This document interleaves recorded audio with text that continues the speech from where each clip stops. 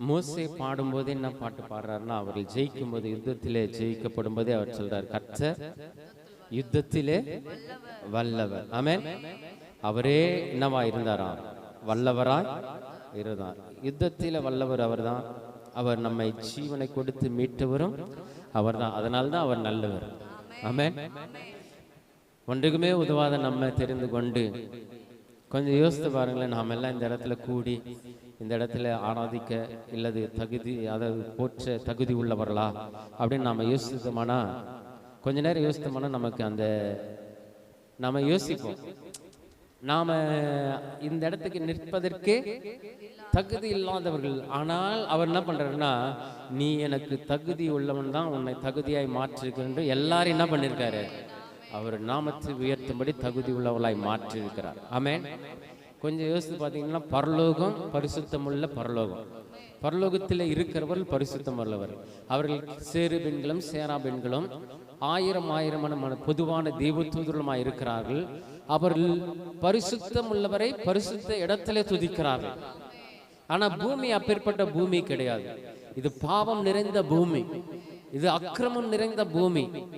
இந்த பாவத்திலே அக்கிரமத்திலே உளையான சேற்றில கிடந்த நம்மை தூக்கி எடுத்து இந்த இடத்துல உட்கார வச்சிருக்கிறார்ல, அதுதான் தகுதி. ஆமென். ஹல்லேலூயா. ஆனால் அந்த தகுதிக்கு நாம் என்ன பண்ணணும்? எப்போதுமே கர்த்தருடைய நாமத்தை உயர்த்துகிறவர்களாய், கர்த்தருடைய நாமத்தை மேன்மைப்படுத்துகிறவர்களாய், எப்போதும் கர்த்தரை ஆராதிக்கிறவர்களாய் நாம் என்ன பண்ணோம்? நம்மை தகுதி உள்ளவர்களாய் மாற்றிக்கொள்ள வேண்டும். ஆமென். நாம் நினைச்சாதான் செய்ய முடியும். ஒருவேளை கர்த்தர் நினைப்பாரு, அவர் என்னை நடத்தட்டும், அவர் எனக்கு இதை செய்யட்டும், அதுக்கப்புறம் நான் என்ன பண்றேன், இதை செய்யறேன் அப்படின்னு சொல்ல முடியாது. ஏன்னா இந்த வேதத்தில் வாசிக்கப்படும்போது, சங்கீத பகுதியில் வாசிக்கப்படும்போது நிறைய பேர் பார்ப்பாங்க, தன்னுடைய சரீர பலவீனத்தை குறித்து பார்ப்பாங்க. ஆமென். நிறைய பேர் மனிதர்கள் என்ன பண்ண மாட்டாங்கன்னா, அவருடைய இருதயத்தை பார்க்க மாட்டாங்க. அவங்க இருதயத்தில் என்ன சிந்திக்கிறாங்க, இருதயத்தில் என்ன யோசிக்கிறாங்க, இருதயத்தில் என்ன நினைக்கிறாங்க அப்படின்னு நிறைய பேர் என்ன பண்ண மாட்டாங்க. ஏன்னா மனிதன் எதை தான் பார்ப்பான்? முகத்தை தான் பார்ப்பான். அகத்தின் அழகு முகத்தில் தெரியும். பெரியவங்களாம் சொல்லுவாங்க, உன்னுடைய அகத்தில என்ன யோசிக்கிறியோ, உன்னுடைய இருதயத்தில் என்ன சிந்திக்கிறியோ அது முகத்தில் தெரிகிறது சொல்லுவாங்க. ஆமென். ஆனா ஒருவேளை அவர்கள் நிறைய பேர் என்ன பண்ணுவாங்கன்னா, தனக்குள்ளாக எத்தனை பாடுகள் இருந்தாலும், உபத்திரம் இருந்தாலும், வேதனைகள் இருந்தாலும் எப்போதுமே என்ன பண்ணுவாங்கன்னா, சிரித்து கொண்டே இருப்பாங்க. அவர்களை கண்டுபிடிக்கவே முடியாது. ஆனா இருதயத்தில் 1000 வேதனைகள் இருக்கும், 1000 துக்கங்கள் இருக்கும். ஆனாலும் அதை என்ன பண்ண மாட்டாங்க, வெளியே காண்பிக்க மாட்டாங்க. ஆமென். அதனால்தான் இந்த சங்கீத பகுதியில் வாசிக்கப்படும் போது அந்த ஹெட்டிங்ல வாசிக்கலாம்,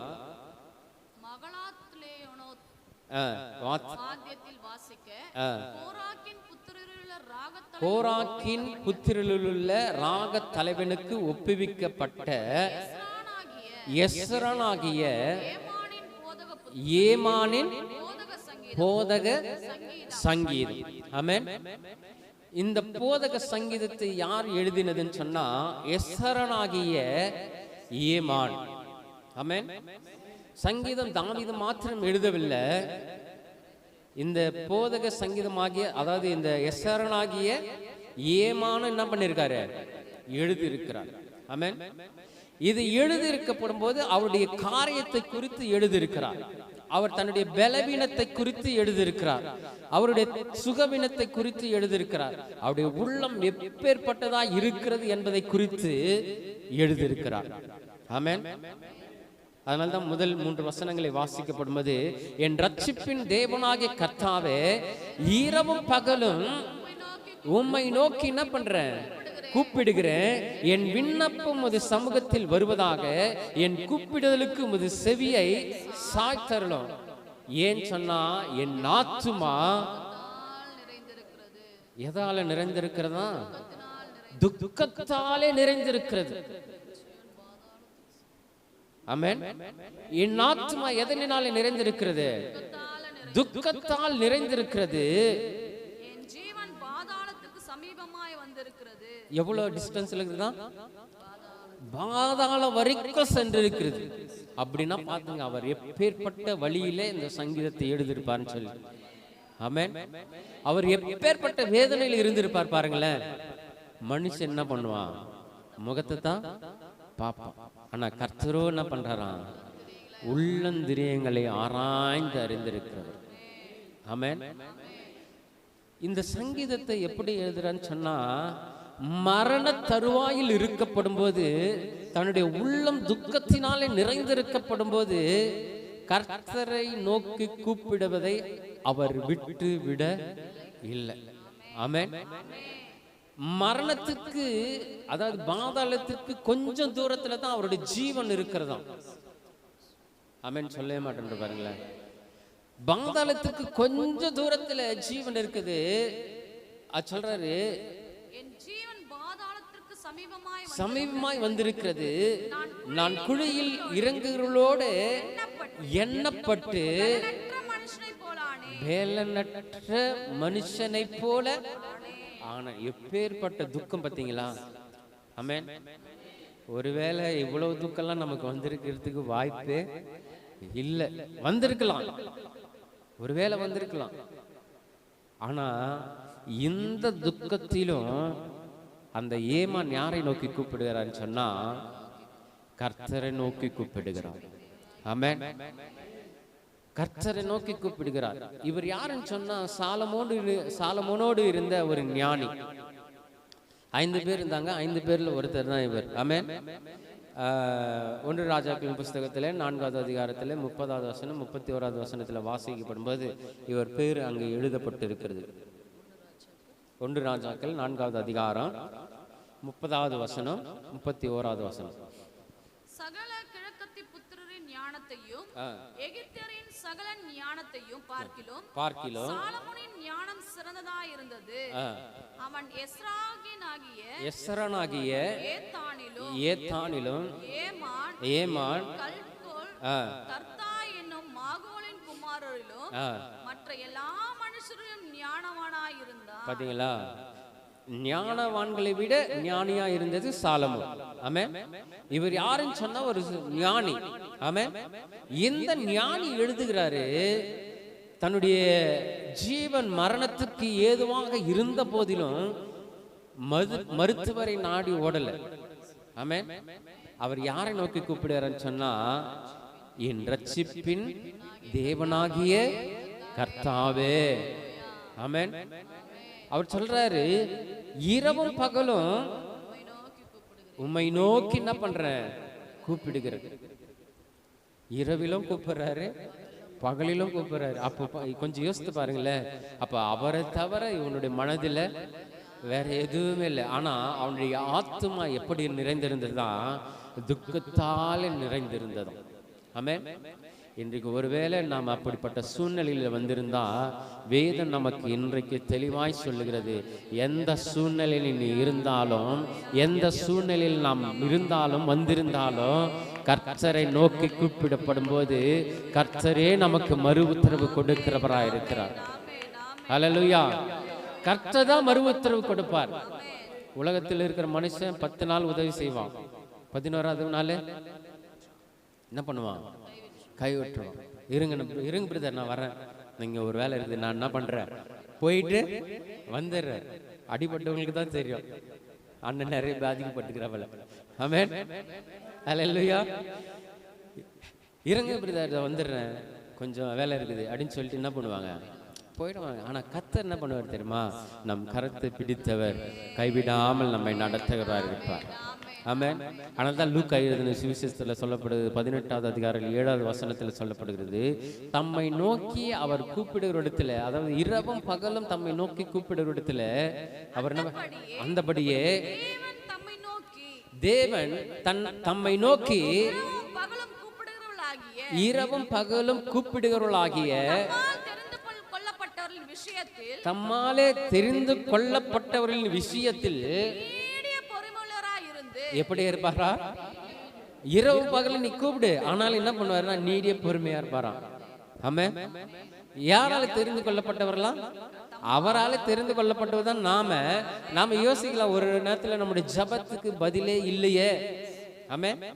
நம்முடைய ஜெபத்திற்கு பதிலே இல்லையா? எப்போதுதான் நம்முடைய ஜெபம் கேட்கப்படும், எப்போதுதான் நம்முடைய ஜெபத்துக்கு வேண்டுதல் கிடைக்கும் அப்படின்னு நாம யோசிக்கலாம். ஆனா அவர் சொல்றாரு, தம்மால் தெரிந்து கொள்ளப்பட்ட ஒரு விஷயத்துல என்ன பண்ணுவாரா? நீடிய பொறுமையா. ஆமென். அவருக்கு பேரே நீடிய பொறுமை உள்ளவர் தான். நீடிய பொறுமை உள்ளவரா இருக்கிறவர் என்ன பண்ணுவார்னா, நீடிய பொறுமை உள்ளவரா இருந்து அவர்களுக்கு என்ன பண்ணுவாரு? நியாயம் செய்யாமல் இருப்பாரோ? ஆமென். அவர் நியாயம் செய்கிற தேவன். இரவும் பகலும் நோக்கி கூப்பிடுற அவர், எனக்கு கண் இல்லையா? அவருக்கு காது இல்லையா? அவருக்கு வாய் இல்லையா? அவர் பேச மாட்டாரா? நான் ஜெபிக்கிறேன், என் ஜெபத்திற்கு பதிலே தரமாட்டேன்றாரு அப்படின்னு நாம யோசிக்கலாம். ஆனா அவர் சொல்றாரு, நான் உன்னை தெரிந்து கொண்டிருக்கிறேன். நான் உனக்கு எப்பொழுது என்னால் தான் நீ தெரிந்து கொள்ளப்பட்டிருக்கிற. நான் உனக்கு எப்பொழுது விடுதலை ஆக்க வேண்டும் என்று நினைக்கிறனோ, எப்பொழுது உனக்கு நியாயம் செய்ய வேண்டும் என்று நினைக்கிறனோ, அப்பொழுதுதான் நான் உனக்கு என்ன பண்ணுவேன்னா நியாயம் செய்வேன். அப்படின்னா இவர் நீடிய பொறுமையுள்ளவரா இல்லது காது கேட்காதவரா? அவர் நீடிய பொறுமை உள்ளவர். அவர் கேட்டுக்கிட்டா இருக்காரு. ஏன்னா கர்த்தர் நம்மை சோதிக்கிறவர் அல்ல, அவர் உள்ளங்கையிலே தாங்குகிறவர். ஆமென். எத்தனை பாடுகள் வந்தாலும் சரி, எத்தனை போராட்டங்கள் வந்தாலும் சரி, இந்த ஏமானின் இருக்கணும், சந்தோஷமா இருக்கணும். உபத்திரவத்துல பொறுமையா இருக்கணும். ஜபத்துல இந்த ஏமான் போல ஜபத்தில நாம் என்ன பண்ணணும்? உறுதியாய் தரித்திருக்கிறவளாய் நாம் இருக்கணும். அந்த உறுதியில தரித்திருக்கப்படும் போதுதான் அந்த ஏமான் போல நமக்கு பதில் என்ன பண்ணுவோம்? கிடைக்கிறதா இருக்கும். ஆமென். ஹல்லேலூயா, ஹல்லேலூயா. அப்போ இந்த ஜபத்துல உறுதியா இருக்கணும். அந்த 3வது வசனத்துல வாசிக்கப்படும்போது, நிறைந்திருக்கிறது, என் ஜீவன் பாதாளத்துக்கு சமீபமாய் வந்திருக்கிறது, நான் குழியில் இரவலோடு எண்ணப்பட்டு பெயரற்ற மனுஷனை போலானேன். 9வது வசனத்தை வாசிக்கலாம். துக்கத்தினால் என் கண் தோய்ந்து போயிற்று. அவனுடைய இருதயம் மாத்திரமல்ல, அவனுடைய இருதயம் மாத்திரம் துக்கத்தால் நிறைந்திருக்கவில்லை, அவனுடைய துக்கத்தால் நிறைந்ததுனால அவனுடைய கண்கள் என்ன ஆச்சான்? தோய்ந்து போயிற்றான். ஆமென். துக்கத்தினாலே அவன் கண்கள் தொய்ந்து போயிற்று. கர்த்தாவே, இரவும் பகலும் மாத்திரமல்ல, அனுதினமும், ஏதோ ஒரு நாளைக்கு ஜெபிச்சுட்டு ஒரு நாளைக்கு அவருடைய நாமத்தை துதிச்சுட்டு போறதில்ல, அனுதினமும் உம்மை நோக்கி கூப்பிட்டு உமக்கு நேராக என் கைகள் என்ன பண்றேன்? விரிக்கிறேன். மரித்தவர்களுக்கு பாத்தீங்களா, நான் செத்தே போயிட்டு ஆண்டவரே, எனக்குள்ள என்ன இல்லை, ஜீவனே இல்லை. அந்த சூழ்நிலையில வந்த போது அவன் ஜெபிக்கிற ஜெபம் எப்பேற்பட்டதா இருக்குது பாருங்களேன். மரித்தவர்களுக்கு ஒருவேளை என்ன பண்ணுவீங்க? அதிசயம் செய்வீரோ?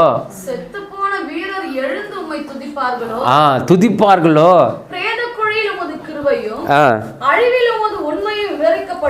விவரிக்கப்படுமோ?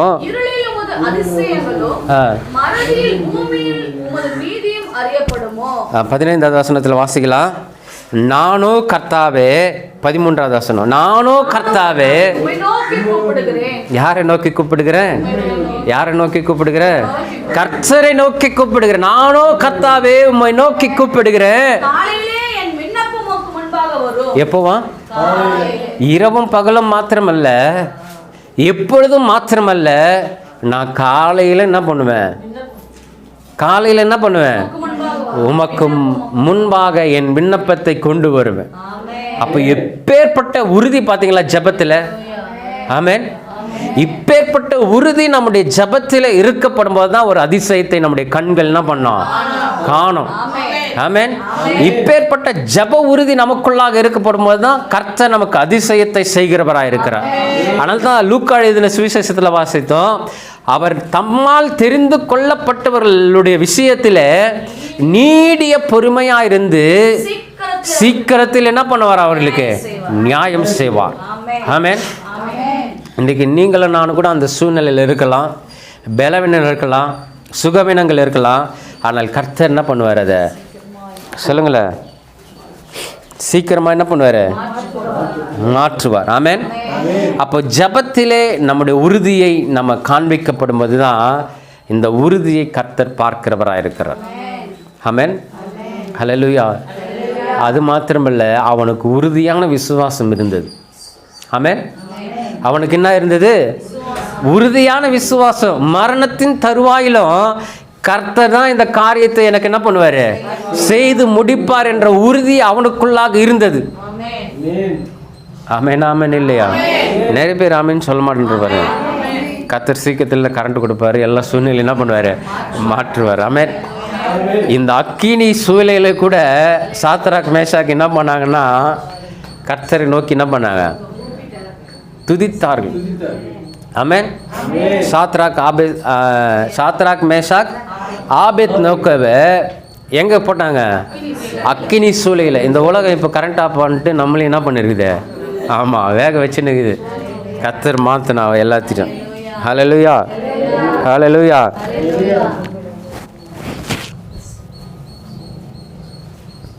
அந்த அக்னி சூளையில் கூட என்ன பண்ணாங்கன்னாக்கா கர்த்தர் அவங்க சொல்கிறாங்க பாருங்களேன், நான் ஆராதிக்கிற தேவன் தப்புவிக்க வல்லவராய் இருக்கிறார். அவர் எரிகிற அக்கினி சூளைக்கும் ராஜாவாகிய உம்முடைய கைக்கும் நீங்களாக்கி என்ன பண்ணுவாரு? அந்த உறுதியான விசுவாசம் இருந்தது பார்த்தீங்களா? ஏன்னா என்னை மறிக்க கொடுத்தாலும் சரி, நானே செத்து போனாலும் சரி, நான் என்ன பண்ண மாட்டேன், விக்கிரகத்தை பொற்சிலைய வணங்க மாட்டேன். ஆமென். அந்த பொற்சிலையை நான் வணங்க மாட்டேன். அதுக்கு பதிலாக என்னை அக்கினி சூளையோடு போட்டுங்க. எப்பேற்பட்ட உறுதியான விசுவாசம். ஆமென். தானியேலு கூட பார்த்தீங்கன்னா அந்த இது என்ன பண்ணுங்க, அந்த எதுக்கு கையெழுத்து போட்டாங்க? 6வது அதிகாரத்தில் வாசிக்கலாம். 6வது அதிகாரம் 10வது வசனம் 11வது வசனம்.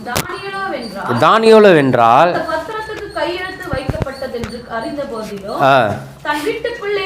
தன் வீட்டுக்குள்ளே போய் அந்த ஜெபத்தில் எவ்வளவு உறுதி இருந்தது பார்த்தீங்களா? ராஜா என்ன பண்ணுறாரு, அந்த ஒரு பத்திரத்தில் கையெழுத்து என்ன பண்ணுறாராம், போட்டுட்டாரு. எதற்காக கையெழுத்து போட்டுட்டாருன்னா, யாரும் என்ன பண்ணக்கூடாது, மற்ற தேவர்களை ஆமாம் துதிக்கக்கூடாது, நோக்கி பார்க்கக்கூடாது, ஜெபிக்கக்கூடாது. அதற்கு மாறா யாருக்கிட்ட தான் நோக்கி பார்க்கணும்? ஆமாம், அந்த சிலையை தான் என்ன பண்ணோம், ராஜாவை தான் என்ன பண்ணோம், நோக்கி பார்க்கணும். அந்த ராஜாவை நோக்கி பார்க்காம தானியேல் யாரை நோக்கி பார்க்கிறாரு? எருசலேமுக்கு நேராக. அந்த வசனம் பலகணிகள் திறந்திருக்க அங்கே தான் முன் செய்து வந்தபடியே தினம் 3 வேளை என்ன பண்ணணும், தன் தேவனுக்கு முன்பதாக முழங்கால் படியிட்டு ஜெபம் பண்ணி ஸ்தோத்திரம் செலுத்தினான். ஆமென். எவ்வளவு உறுதி பார்த்தீங்களா? ஒரு ராஜாவே எதிர்கொண்டு வந்தாலும் சரி, என் ஜெபத்தில் உறுதியா இருப்பேன். ஆமென். என் விசுவாசத்தில் உறுதியா இருப்பேன். ஆமென். அவன் ஜெபத்தில் உறுதியாய் தரித்ததுனால்தான் சிங்க கபியிலே போடப்படும் போதும் சிங்கத்தின் மத்தியிலே சிங்கமாய் என்ன பண்ணாரு? ஆமா, உட்கார்ந்திருந்தாரு. ஆமென். சிங்கத்தின் வாயை கட்டுவதற்கு யாருக்கு அதிகாரம் இருந்தது? கர்த்தருக்கு தான் அதிகாரம் உண்டு. ஆமென். தானியேலை சிங்க கபியில போட்டாங்க, ஆனா சிங்கத்துக்கு அதிகாரம் இல்லை. யாருக்கு அதிகாரத்தை கொடுத்தாரு? தானியேலுக்கு அதிகாரத்தை கொடுத்தார். ஆமென். அதிகாரியாய் அங்க உட்கார்ந்தான். சிங்கம்லாம் என்ன பண்ணுச்சு? வாய் கட்டப்பட்டதாய் படுத்து கிடந்தது. ஆமென். சிங்கத்தின் மத்தியிலும் சிங்காரமாய் என்ன பண்ணுவார் உன்னை? ஆமா, சிங்கத்தின் போல உட்கார வைப்பாரு. ஹல்லேலூயா. உன்னை சிங்க கபியில யாரெல்லாம் போடணும்னு நினைக்கிறாங்களோ அவர்கள் மத்தியில் உன்னை சிங்கமாய் உட்கார வைப்பார். உன்னை அசிங்கப்படுத்த விட மாட்டார் கர்த்தர் என்றைக்குமே. ஆமென். உன்னையும் மேன்மைப்படுத்துவது தான் கர்த்தருடைய நோக்கமே.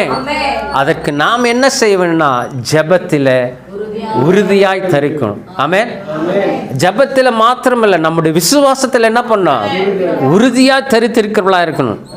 ஆனால் தான் 13வது வசனத்தில் அவன் சொல்லுகிறான், யார் சொல்றது? எஸ்ரானாகிய ஏமான் சொல்றாரு 13வது வசனத்தில், எப்பொழுதும் நான் உன்னை என்ன பண்ணுவேன்? நோக்கி கூப்பிடுவேன். ஆமென். காலையிலே என் விண்ணப்பம் உமக்கு முன்பாக என்ன பண்ணும்? வரும். அந்த விசுவாசத்தை நாம் பார்க்கணும். ஆமென். என் ஜீவன், என் பலன் குறைந்த போதெல்லாம், பாதாளத்துக்கு சமீபமாக இருந்த போதெல்லாம் என் விசுவாசம் யாரிடத்தில் இருந்ததுன்னு சொன்னால் கர்த்தரிடத்தில் இருந்தது. ஆமென். அப்போ நீங்களும் நானும் இந்த மனதுக்குள்ளாக வரணும், இந்த வைராக்கியத்திற்குள்ளாக வரணும். நீங்களும் நானும் இந்த வைராக்கியத்திற்குள்ளாக வரும்போது தான் கர்த்தர் யார் என்பதை ஜனங்கள் காண முடியும். ஆமென். எப்படி தானியேலுடைய சிங்க கெபியில் போடும்போது அந்த ராஜா ஓடியாராரு. ராஜா கெபியன் கிட்ட வந்து துயர சத்தமாய், நல்ல கவனிங்களே, தானியேலே துயர, அதாவது தானியேலை கூப்பிடுவதற்கே ராஜா எப்படி மாட்டார்னா அவருக்கு துக்கம் நிறைஞ்சிச்சு. கூப்பிடுவதற்கு வாய் கூட என்ன பண்ணல, வரல. துயர சத்தமாய் தானியேலை கூப்பிட்டு, தானியேலே, ஜீவனுள்ள தேவனுடைய தாசனே, நீ இடைவிடாமல் ஆராதிக்கிற உன்னை சிங்கங்களுக்கு தப்புவிக்க அவர் வல்லவர் தான், அவர் நல்லவர் தான். ஆனால் தான் சிங்கங்களின் வாய் என்ன பண்ணாரு? கட்டி போட்டார். ஆமென். அவர் சிங்கங்களின் வாய்களை கட்டி போட்டார். தானியேல் உரத்த சத்தமாய், ஆம் ராஜாவே நீர் வாழ்க. எப்பேற்பட்ட சிங்கங்கள் என்னை சேதப்படுத்தாதபடிக்கு தேவன் தம்முடைய தூதனை அனுப்பி அவர்களின் வாயை என்ன பண்ணாரு? கட்டி போட்டாரு. சிங்கத்துக்கே அசிங்கம். ஆமென். ஆராதிக்கிற பிள்ளைகளுக்கு எவ்வளவு கம்பீரம் பார்த்தீங்களா? கர்த்தரை உயர்த்துகிற பிள்ளைகளுக்கு எவ்வளவு கம்பீரம் பார்த்தீங்களா? ஆமென். ஹல்லேலூயா. சிங்கத்தின் மத்தியிலே சிங்கமாய் உட்கார வச்ச கர்த்தருடைய மகிமை பார்த்தீங்களா? ஆமென். இப்பேற்பட்ட மகிமையுள்ளவர் மேலே வைக்கிற விசுவாசம் தான் உறுதியானது. ஆமென். இந்த உறுதியான விசுவாசம் தான் நமக்கு வேண்டும். ஆனால் தான் ஞானி எஸ்ரானாகிய ஏமான் எழுதி வச்சிருக்கிறாரு, எந்த நேரத்திலும் நான் கர்த்தரை நோக்கி என்ன பண்ணுவேன்? கூப்பிடுவேன். ஆமென். எந்த சூழ்நிலை வந்தாலும் நான் கர்த்தரை நோக்கி என்ன பண்ணுவேன்? கூப்பிடுவேன். எந்த நேரமாக இருந்தாலும் நான் கர்த்தரை நோக்கி. அதில் மாத்திரம் என்ன பண்ணுறதில்ல, என்னுடைய மனம் சோர்ந்து போகிறது இல்லை. எந்த சூழ்நிலை வந்தாலும் நான் கர்த்தரையே நோக்கி பார்ப்பேன். ஆமென். ஹல்லேலூயா. இந்த சங்கீத பகுதியிலே கடைசி வசனங்களில் வாசிக்கப்படும் போது, இந்த 16வது வசனத்தை 17, 18 வசனங்களில் வாசிக்கப்படும் போது, அந்த வசனத்தில் அவர் எந்த சூழ்நிலையில் இது எழுதுறான்னு சொன்னால், பயங்கரங்கள் என்னை அதம் பண்ணுகிறது, அவைகள் நாடோறும் தண்ணீரை போல என்னை சூழ்ந்து ஏகமாய் என்னை வளைந்து கொள்ளுகிறது, சிநேகிதனையும் தோழனையும் எனக்கு தூரமாக விலக்கினேன். பார்த்தீங்களா, அவன் எப்பேற்பட்ட சூழ்நிலையில் இருந்தான்னா எல்லாருமே ஒதுக்கப்படுறாங்க அவனை. ஆமென். எல்லாருமே அவரை என்ன பண்றாங்கன்னா ஒதுக்குறாங்க. சிநேகிதனும் தோழனையும் எனக்கு தூரமாக என்ன பண்ணிட்டீங்க? விலக்கினே. எனக்கு அறிமுகமானவர்கள் என்ன பண்ணாங்களா? ஆமா, மறைந்து போயிட்டாங்க. அவங்க இறந்து போனாங்களா இல்லை ஒளிந்து போனாங்களான்னு தெரியல. ஆமென். எல்லாருமே அவர்களை விட்டு தூரமாக போகிற நேரத்தில் அந்த சூழ்நிலையை நான் யாரை தான் நோக்கி பார்ப்பேன்? கர்த்தரை நோக்கி தான் பார்ப்பேன். அந்த சூழ்நிலையில் என்னுடைய விசுவாசம் எவ்வளோ உறுதியாக இருக்கிறது? கர்த்தரை நோக்கி பார்க்கிற விசுவாசத்தில் உறுதியாக என்ன பண்ணுது? இருக்கிறது. ஆமென். யோபு கூட இது மாதிரி சூழ்நிலை தான் என்ன பண்ணார்? தள்ளப்பட்டார். ஆமென். 19வது யோபுவின் புஸ்தகத்தில் 19வது அதிகாரத்தில் வாசிக்கப்படும் போது, 19வது அதிகாரம் 13வது வசனம் 14வது வசனத்தில் பொறுமையாக பார்த்தீங்களா, அவருடைய சகோதரர்கள் கூட அவரை விட்டு என்ன பண்ணிட்டாங்க? தூரப்படுத்தினார். எனக்கு அறிமுகமானவர்கள் எனக்கு அந்நியராய் என்ன பண்ணிட்டாங்க போனார்கள். என் பந்து ஜனங்கள் விலகி போனார்கள். என் சிநேகிதரில் என்ன பண்ணிட்டாங்க. ஒரு மனிதனுக்கு இப்பேற்பட்ட நிலைமை வரவே கூடாதுங்க. ஆமென். அப்படி வருதுன்னா அவன் கர்த்தருடைய சமூகத்தில் நிற்கணும். அல்லேலூயா. அப்படி வருதுன்னா அவன் கர்த்தருடைய சமூகத்தில் நிற்கிறவனா இருக்கணும். ஆமென். பந்து ஜனங்கள் எல்லாம் விட்டு போயிட்டாங்க. தன் சகோதரன் கூட என்ன பண்ணிட்டாங்க, மறைந்து விட்டார்கள். எல்லாருமே என்னை விட்டு என்ன பண்ணாங்க, போயிட்டாங்க. அடுத்ததா எங்க சொந்தக்காரர் விட்டு போனா பரவாயில்ல, என் வீட்டு ஜனங்க கூட என்ன பண்ணிட்டாங்க, என் வீட்டு ஜனங்களும் இவங்க சம்பளம் கொடுத்த வேலைக்காரிகள் கூட வேலைக்காரன் கூட என்ன பண்ணிட்டான், என்னை எப்படி எண்ணினார்களாம். யோபுக்கு இப்பேற்பட்ட வேதனை வரவே கூடாதுங்க. ஆமென். ஆனா பிசாசு என்ன பண்ணிட்டான், கொண்டு வந்துட்டான். ஆமென். எப்பேற்பட்ட வாழ்க்கை வாழ்ந்தவன். கர்த்தரே சொல்றாரு, இவனை போல உத்தமனும் சன்மார்க்கனும் என்ன பண்ணல, தேவனுக்கு பயந்து பொல்லாப்புக்கு விலகுறமான மனுஷன் இந்த மனுஷனை போல ஒருவனும் இல்லை. தேவனே சொல்றாரு. ஆனா இவன் தன்னுடைய உத்தம விசுவாசத்தில் எப்படி இருந்தான்னா உறுதியா இருந்தான். ஆமென். இந்த உறுதி தான் நம்முடைய வாழ்க்கையில நமக்கு வேண்டும். எல்லாருமே கைவிட்டுட்டாங்க. சொந்தக்காரங்க தான் கைவிடலாம், பந்தங்கள் கைவிடலாம், நண்பர்களோடு கைவிடலாம். ஆனால் தன் சொந்த குடும்பம் கூட என்ன ஆயிடுச்சு. அவனுடைய மனைவியே சொல்றாங்க, இன்னுமா உன்னுடைய உத்தமத்திலே உறுதியா இருக்கிறீள், தேவனை தூஷித்து ஜீவனை ஒன்று தூசி இன்னொன்று ஜீவனை. இவ்வளவு பாடுகள் நிறைந்த வாழ்க்கை யோபுவின் வாழ்க்கை. ஆனால் யோபு என்ன பண்ணலன்னா கொஞ்சம் உதடுகளினாலும் கூட பாவம் என்ன பண்ணல. ஆமாம், கர்த்தர் அந்த இடத்துல நம்மை பார்க்க வேண்டும் என்று விரும்புகிறார். ஆமென். ஆமென் இல்லையா? ஹல்லேலூயா, ஹல்லேலூயா. கர்த்தர் அந்த இடத்திலிருந்து நம்முடைய காரியத்தை, அதாவது விசுவாசத்தை, உத்தமத்தை பார்க்க விரும்புகிறவராய் இருக்கிறார். ஹல்லேலூயா, ஹல்லேலூயா. அப்போ யோபுவை பார்க்கலும் இவனும் என்ன பண்ணலாம், யோபுவை போலவே கைவிடப்பட்டவனாக இருந்தான். ஆமென். சொல்லவே மாட்டேன். எல்லாரும் இங்கே தானே இருக்கீங்க. கரண்ட் வந்துச்சு, கொஞ்சம் ஜீவன் என்ன பண்ணுச்சு, வந்துச்சு. ஹல்லேலூயா. எங்களுக்கே இவ்வளோ கஷ்டம்னா உங்களுக்கு எவ்வளோ கஷ்டம்னு எனக்கு புரியுது. ஆமென். கர்த்தர் எல்லாத்தையும் என்ன பண்ணுவார், எல்லா சூழ்நிலையும் மாற்றுவார். ஆமென். அப்போ நம்முடைய வாழ்க்கையில் எது முக்கியம்னு சொன்னால்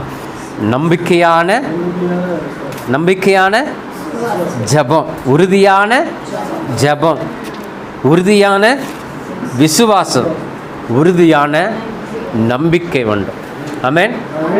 உறுதியான ஜெபம் இருந்தால் அந்த வாழ்க்கை பாடுகள் நிறைந்த வாழ்க்கையாக இருந்தாலும் அந்த இடத்துல என்ன கிடைக்கும், ஜெயம் கிடைக்கும். ஆமென். உறுதியான விசுவாசம் இருந்தால் அநேகர் நம்மை கைவிடலாம், அநேகர் நம்மை விட்டு போய்விடலாம். ஆனாலும் அதுக்கு பதிலாக இரட்டத்தனியாக என்ன பண்ணுவார், கர்த்தர் ஆசீர்வாதத்தை கொடுப்பார். யோபுவின் வாழ்க்கை தான் நமக்கு உதாரணமே. ஆமென். நாம் எந்த இடத்துல போனாலும், எந்த சூழ்நிலையில் வந்தாலும், இந்த பாடுகள் நிறைந்த வாழ்க்கையில் வாழப்படும் போது யார் தான் கூட நிற்பார், கர்த்தர் மாத்திரம்தான் கூட நிற்பார்.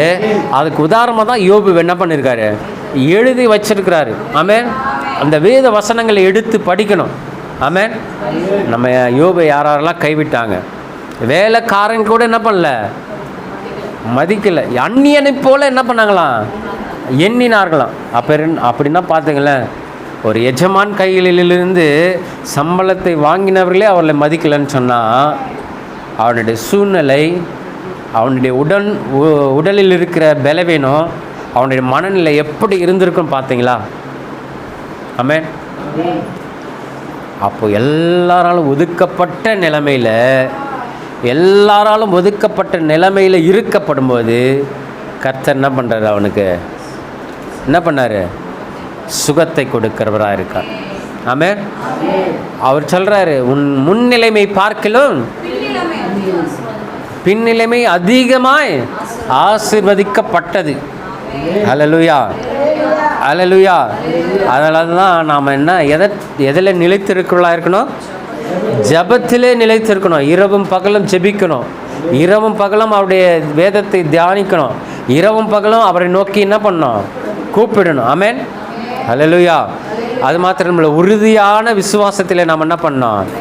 நிலைத்திருக்கிறவர்களா இருக்கணும். அது மாத்திரமில்லை.